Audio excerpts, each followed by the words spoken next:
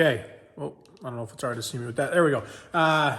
This video is for Joey S. Wondering about the way that the battery reroute works with the pusher intake system. So I'm gonna get to that real quick.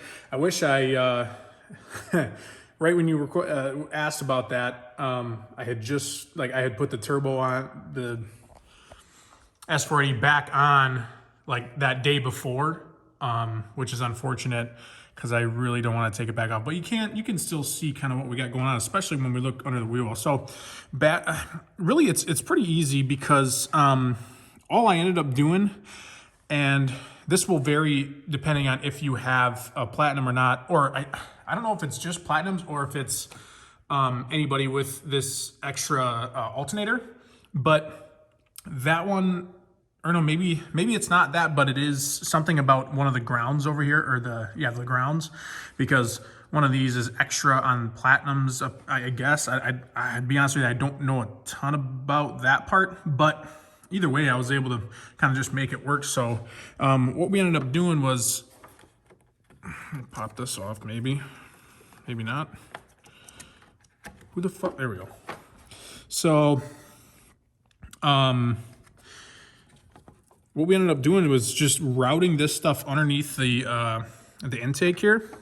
And then what you have to do, if you do have that extra alternator, what you have to do is just extend the lead coming off of it.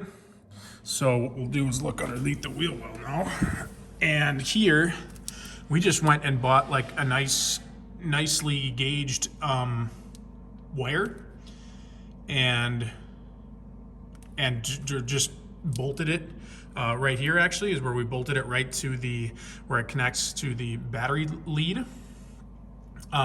Bolted that up and just routed it, gave us ourselves some extra room there. Oops, that's not it. This one, here it is. This one coming up here.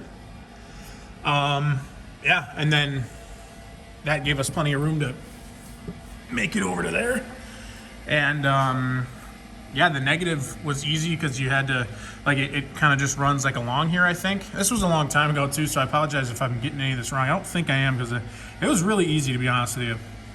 That was just the only thing, was getting the alternator rerouted, and then some of this other stuff, like some of these just sensors and stuff you can go right underneath with, or harnesses.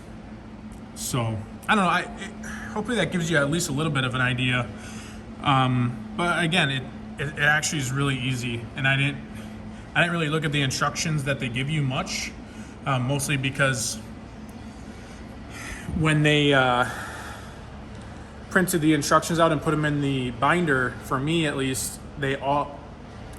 every page, there was like 23 pages or something with different pictures and stuff, and all of the 23 pages printed on one page. Like, it was just like, it printed the first page and then it kept that same page in the printer and it printed right over top the next words and pictures. So it was like one big black page, and then the next 23 pages were just blank.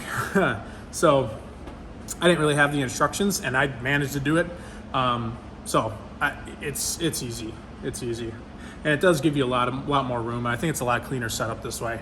That's why one of the reasons I went with pusher too, was because of the outboard mounting of the atmospheric charger, that and the intake horn and the intermediate exhaust is the reasons I went with them. Because like we've talked, Joey, that some of the other ones route like this and come back up and through the exhaust to come here. But that's why I like the pusher, because it comes like that into here, and then down pipe, you just fly right down underneath like the passenger's feet. So hopefully that helps. I apologize for having the turbo in, because that would have made it a lot better to show you. But even so, it's easy. You can fit. I'm sure you can get it.